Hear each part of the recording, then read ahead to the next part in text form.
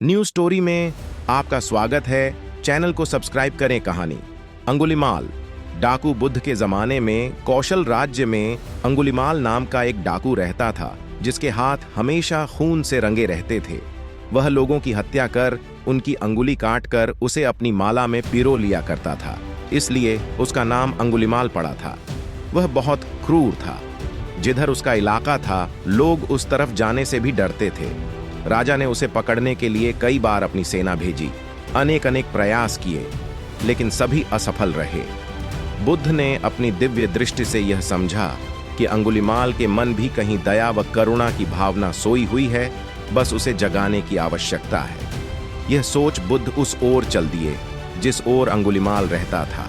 लोगों ने बुद्ध को जाने से बहुत मना किया, लेकिन वे नहीं रुके। अंगुलिमाल बुद्ध को अपनी ओर आता देख अपनी तलवार लेकर दौड़ा, लेकिन बुद्ध अपनी स्वाभाविक गति से चलते रहे। उसने जोर से चिल्लाकर कहा, रुको श्रमण। बुद्ध रुक गए। जब अंगुलिमाल निकट आया तो उन्होंने कहा, मैं तो रुक गया, लेकिन तू कब रुकेगा? तू भी पाप कर्म करने से रुक। मैं इसलिए यहाँ आया हूँ कि तू भी सत्य पथ का अनुगामी बन जाए। तेरे अंदर पुण्य मरा नहीं है। यदि तू इसे अवसर देगा तो ये तेरी काया पलट देगा। बुद्ध की यह बात ओजपूर्ण थी।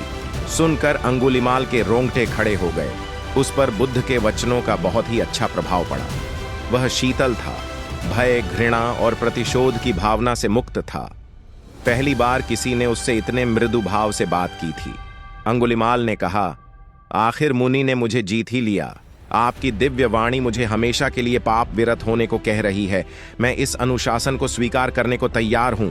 उसने अंगुलियों की माला उतार कर दूर फेंक दी और बुद्ध के चरणों में गिर पड़ा। वह उसी समय भिक्षु हो गया और कुछ समय के बाद उसे